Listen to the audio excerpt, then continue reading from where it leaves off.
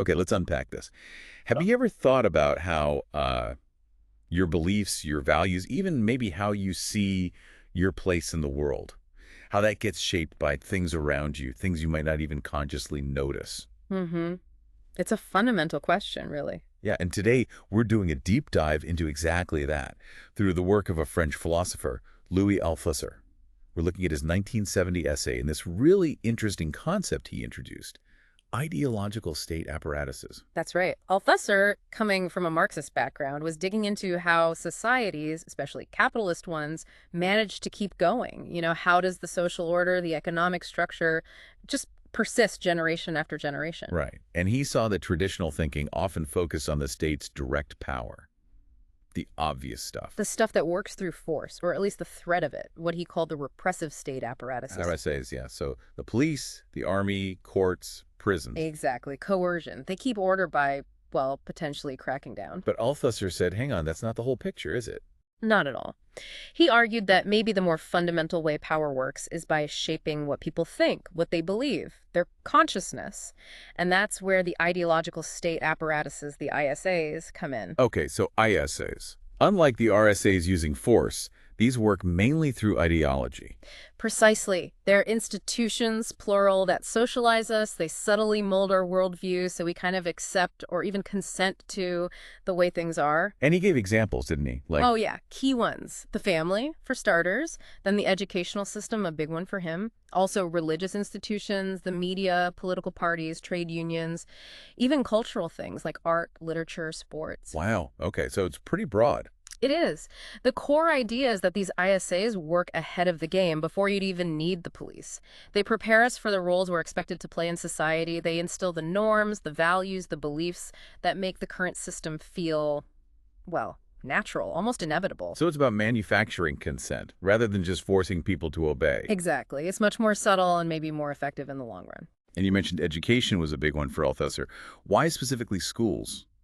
Yeah, he saw the educational system as perhaps the dominant ISA, especially in modern capitalist societies. Yeah. It's doing way more than just teaching skills, reading, writing, math. Right, it's the structure itself. Absolutely. Think about it. The hierarchy, teacher-student, the rules, the discipline, the timetable, the grading, all of that, Althusser argued, teaches us how to be subordinate, how to follow rules, how to accept authority. It trains us for the workplace, really. And the curriculum, too, I suppose, what's actually taught. Yes, the content often reinforces the legitimacy of the existing social order.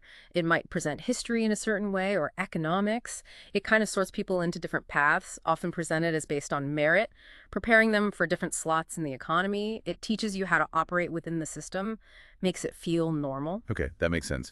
What about something like the media? How did that fit in as an ISA? Oh, the media is huge, obviously. News, entertainment, advertising. They're constantly pumping out dominant ideologies.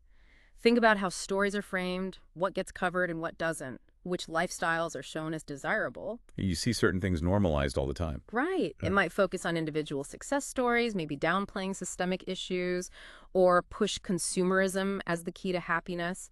It really shapes public perception, our desires, often in ways that just happen to support the current economic setup. Like, he didn't stop there. You mentioned family, religion, things that feel quite personal.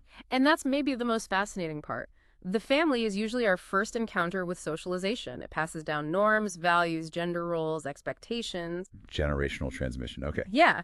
And religious institutions, they often provide moral codes, explanations for why things are the way they are, maybe encouraging acceptance of your place in the world, all within an ideological framework that can line up pretty neatly with existing power structures. Even culture, art, books. Yeah. Definitely.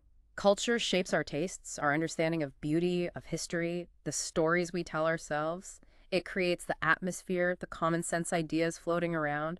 Often it reinforces dominant norms about class, race, gender, though it can also be a space for challenge too, of course. Okay, so pulling this all together, Althusser's big point is that power isn't just about the government or the police showing up. No, it's much deeper. It's woven into the fabric of everyday life, into these institutions we participate in constantly: school, media, family. And ideology isn't just abstract ideas floating around, it's lived. It's practiced in these places. It's material practices, exactly. That's a key insight. So what's the significance of understanding this? Why does it matter? Well, think about social change. If the system reproduces itself not just through force, but through deeply ingrained ways of thinking and behaving fostered by these ISAs, then just changing who's in charge, or even just tackling the repressive side, might not be enough, you see. Because people's fundamental beliefs and habits might still support the old ways. Precisely. If you don't grasp these ideological foundations, efforts for real transformation might just stall out. People might still think and act in ways that prop up the very system you want to change. That really gives you pause. It makes you look at everyday things differently. It certainly does. Which kind of leaves us, and you listening, with a final thought to chew on. If you think about your own life, your schooling, the media you engage with, your family background, the cultural messages you absorb, how might these ideological state apparatuses that Althusser described, how might they have shaped your beliefs, and maybe even where you see yourself fitting into the world?